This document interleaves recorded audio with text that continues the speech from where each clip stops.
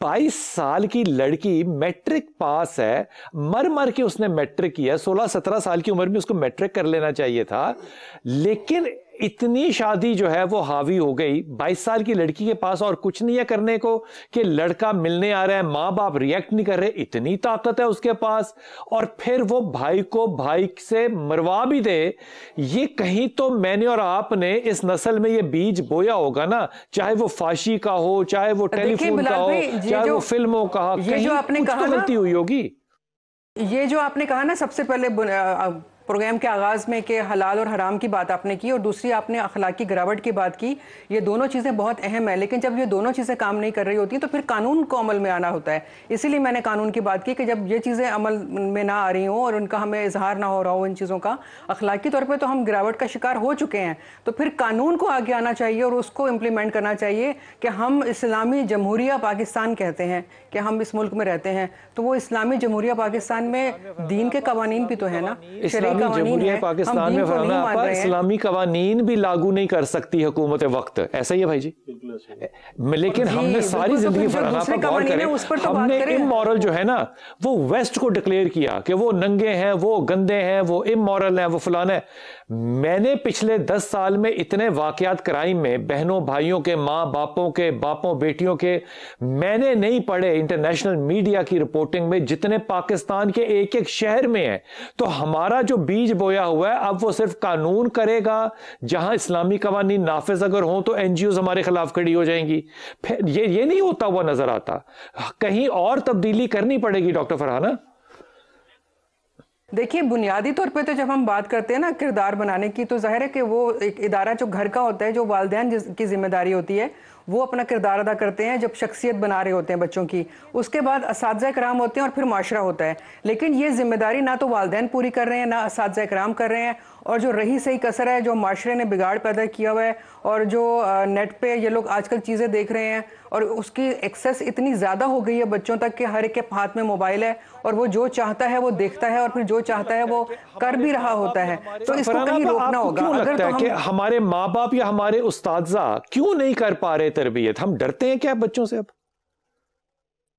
देखिए इसकी एक पहली वजह तो ये है कि हम अपने माल और दौलत को इकट्ठा करने में इतने ज़्यादा मसरूफ़ हो गए हैं कि ना तो अखलाकियात की अहमियत को वालिदैन समझ रहे हैं इस वक्त, ना असातिज़ा इकराम समझ रहे हैं। और ज़ाहिर है कि माशरे का तो ये कोई काम नहीं है कि वो बच्चों की तरबियत करें। माशरे में तो हर शख्स एक भाग दौड़ में लगा हुआ है और दौलत इकट्ठी कर रहा है कि मैं ये भी बना लूँ और वो भी बना लूँ, और मामलात इतने पेचीदा और परेशान कुन हो गए हैं कि हर शख्स अपनी परेशानियों में मुब्तला है। अब वो सिस्टम भी नहीं है जो पहले मोहल्ला सिस्टम होता था कि अगर माँ बाप किसी वजह से कोई बात बच्चे को नहीं समझा पाते थे और वो पड़ोसी देखते थे तो उसको अपना बच्चा समझकर बता दिया करते थे, या बच्चा अगर कोई गलती करता था तो। मुझे एक बात बताएं, मैं बड़ी ईमानदारी से बात आपसे पूछ रहा हूं, मैंने कल टमाटर खरीदे 180 रुपए किलो थे, वो मैंने किसी को प्रोटेस्ट करते नहीं देखा।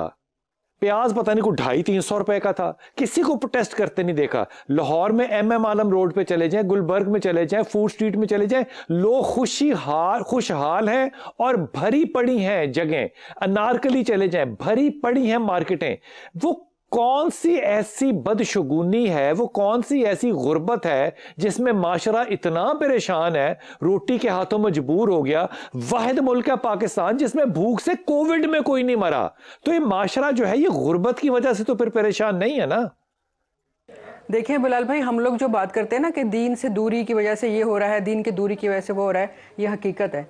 अगर हम एक सिस्टम के अंदर रहे ना जो दीन ने हमें दिया हुआ है, और दीन सबसे पहले हमारी अखलाकी तरबियत करता है, हमें रिश्तों की पहचान बताता है कि ये तुम्हारी माँ है, ये तुम्हारा बाप है। अल्लाह रब्बुल इज़्ज़त ने इनके बारे में ये कहा है, हमारे रसूल सल्लल्लाहु अलैहि वसल्लम ने ये फरमाया। आप बताएं कि रसूल पाक सल्लल्लाहु अलैहि वसल्लम की हयात मुबारका का एक छोटा सा मैं आपको बात बताती हूँ कि ग़ज़वा हुनैन में हज़रत शैमा आती हैं कैदियों के साथ, जो कि बीबी हलीमा सादिया की बेटी हैं, आप सल्लल्लाहु अलैहि वसल्लम की रज़ाई बहन हैं। जब आप सल्लल्लाहु अलैहि वसल्लम के नॉलेज में आता है कि वो भी कैदियों में शामिल हैं, तो आप खुद उठ के जाते हैं उनके पास और कहते हैं कि ये मेरी बहन है, उनके लिए अपनी चादर मुबारक बिछाते हैं, उस पर बिठा के कहते हैं बताओ कि मैं तुम्हारे लिए क्या करूं।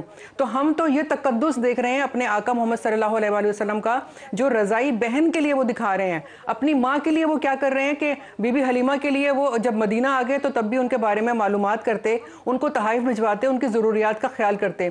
तो हम जब इन चीज़ों से दूर होंगे तभी तो हम इन गलत चीज़ों में पड़ेंगे। मेरा दिल पता क्या चाह रहा है कि मैं آپ سے تنزن یہ سوال کروں کہ کیا اس زمانے میں 8 مارچ کی پریڈ نہیں ہوتی تھی؟ ہم نے بیج بویا ہے نا. بیٹیاں جو ہیں اگر وہ دوستیاں کر رہی تھیں تو ہم نے کہا تھا ان کا حق ہے. لفظ دوستی پہ کسی استاد نے آج تک کسی کو کلاس سے نہیں نکالا. اگر آپ نکالیں گے تو آپ کی خود اپنی کلاس ہو جائے گی. اب یہ بیج بو رہے ہوتے ہیں نا مساعد بھائی, تب ہم میں سے کسی کو فکر نہیں ہوتی.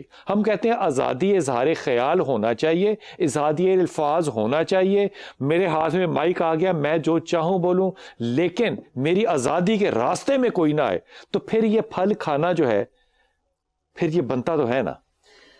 بلال بھائی 3 چیزیں ہیں. ایک ہے کسی کا حق چھین لینا, دوسرا ہے کسی کو اس کا حق دے دینا, تیسرا کیا ہے؟ تیسرا حق یہ ہے کہ اپنا حق بھی قربان کر دینا. یہ احسان ہے. دین اسلام نے اس کو احسان سے تعبیر کیا. وَيُؤْثِرُونَ عَلَىٰ أَنفُسِهِمْ وَلَوْ كَانَ بِهِمْ خَصَاصَةٌ, اپنے آپ پہ دوسرے کو ترجیح دینا.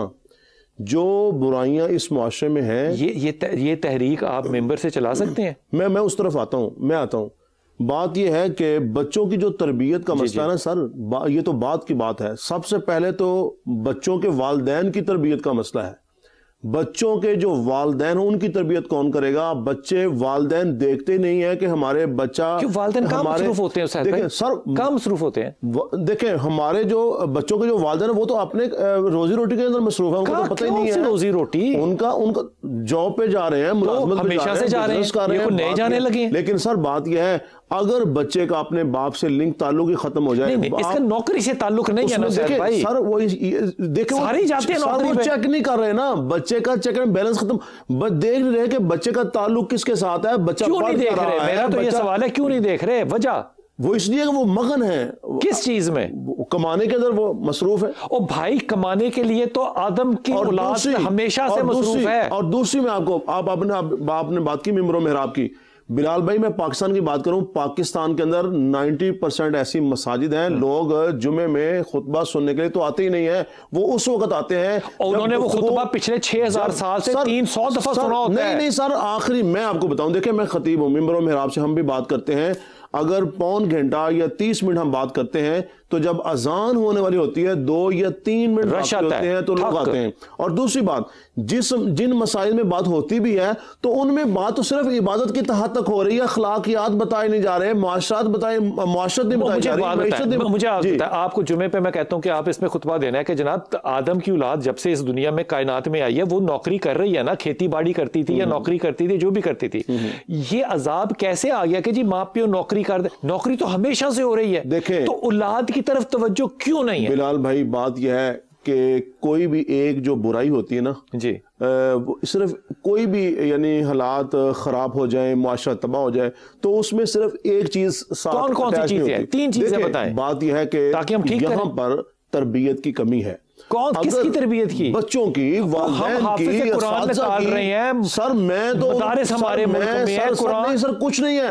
میں تو ان ممبر و محراب کی بھی تربیت کی بات کر رہا ہوں کہ جو صرف اور صرف عبادت کو بیان کر کے اخلاقیات کو, معاملات کو اور تمام چیزوں کو جو بیان ہی نہیں کر رہے. سر میں تو اس کو بھی کہہ رہا ہوں, جہاں ممبر ہے ہی نہیں وہاں پہ اخلاق کیوں ہے؟ بھائی بلال بھائی اگر اخلاقی تربیت نہ ہو تو کم از کم جرائم کا خاتمہ تب ہوگا اگر ملزمان پکڑے جائیں. یہاں تھانوں میں کیا ہو رہا ہے, کچہریوں میں کیا ہو رہا ہے, یہاں عدل و انصاف کیا بک نہیں رہا, یہاں پہ قوانین ہیں نہیں, اگر ہیں تو امپلیمنٹیشن نہیں ہے. جائیں تو جائیں کدھر؟